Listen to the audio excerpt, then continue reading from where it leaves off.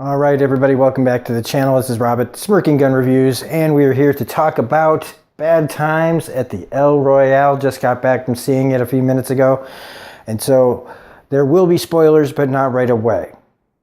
And in fact, this is going to be a pretty quick review, because any talking about it kind of ruins it.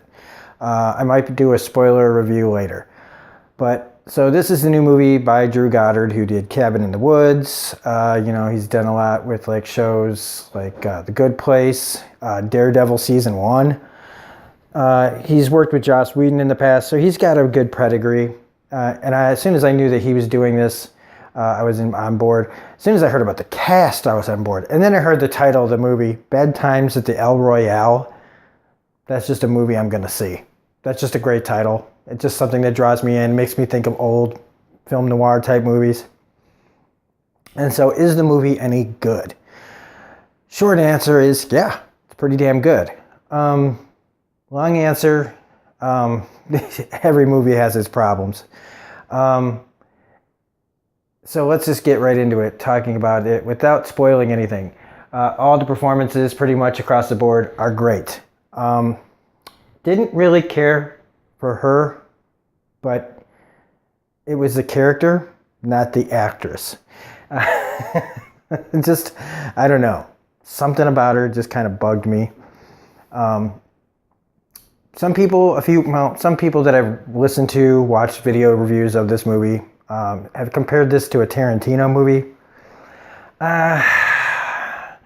Well, Tarantino wasn't the first person to do like non-linear stories, so I just kind of feel like, and he's not also the first person to do non-linear stories that have to do with a lot of people with mysterious pasts and, you know, criminals and crime and stuff like that. So it's just kind of an unfair comparison to throw this movie in with those.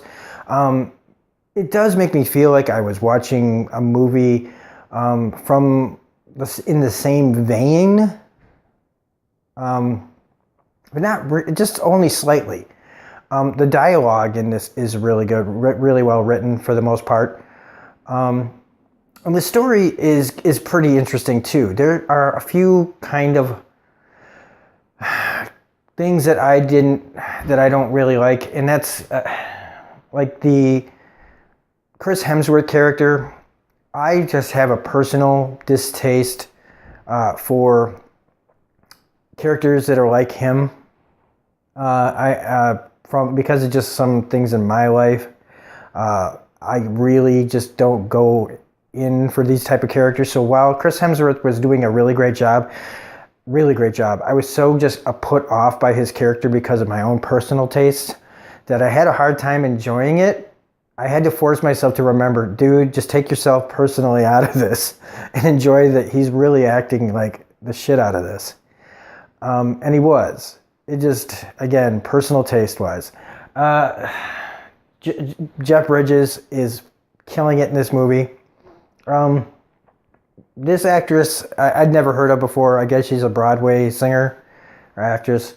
Everybody's been praising her work in this. She is really good. She's really, really good. She is definitely the second most standout person in this movie as far as acting goes. I could have used without all the singing, but that's, again, just personal taste. There is a scene where the singing is very important, and so I did appreciate it then. And I think you kind of have to establish how good of a singer she is in order for that scene to mean something. Jon Hamm, love Jon Hamm and everything. I think if you watch any of my reviews that have anything to do with Jon Hamm, you know that I have pretty much a man crush on him. So as soon as they say Jon Hamm, I pretty much was in for this movie. Dakota Johnson,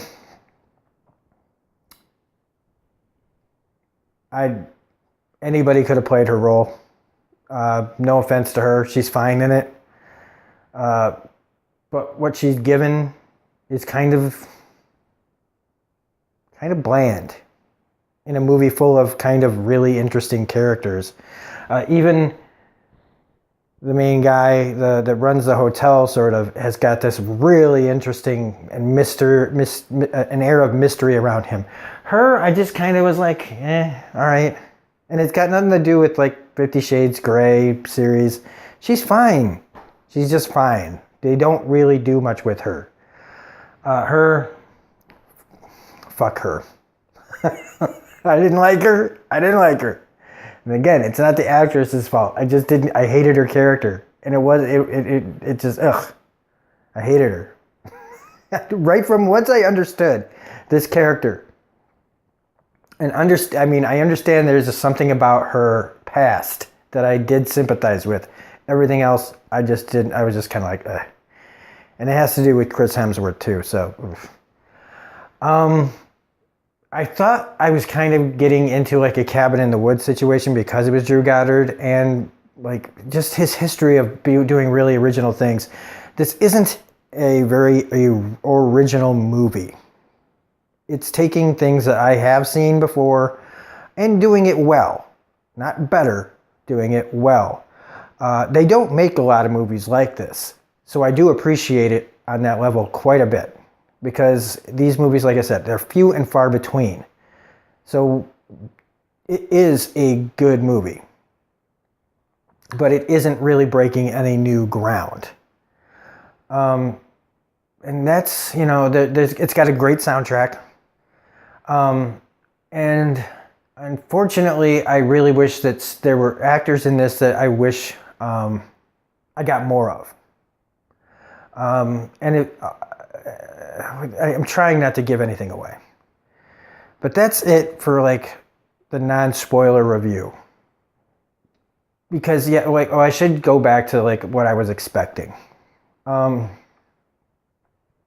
It's surprisingly to me, and I might as well just say, yeah, you know what, this is from here on out spoilers. So if you haven't seen the movie and you don't want to know anything, this isn't really giving too much away. It's just kind of giving away like the structure of the story a little bit, and it might affect the way you watch it if you hear what I'm going to say. So if you don't want to know anything anymore, go see this movie. It is worth your time. I'm surprised that this was like the last movie to get reviewed of the week. I kept going, when are they going to review this? So here we go. Spoilers from here on out. There was no twist to this. It really is pretty straightforward. It's the mystery of the characters and where they came from and how they all kind of interconnect in this night.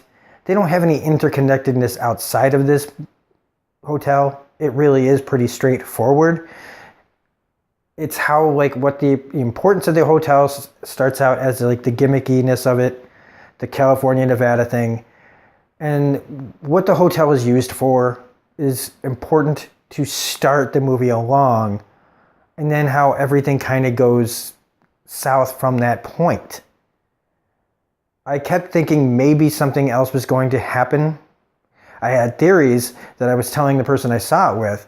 I was talking to my nephew who I took to this movie, and there were just certain things that I felt were missing that would have made sense. It would have made it a more interesting ending, but that's just me. It didn't change the fact that it had a great ending. And it did have me like kind of riveted and on the edge of my seat and going, oh, come on, how is this going to end? But I was kind of surprised that, and that's on me again. I had anticipation because of who did this movie that I thought it would be less straightforward. I thought we were going to have some crazy mind boggle.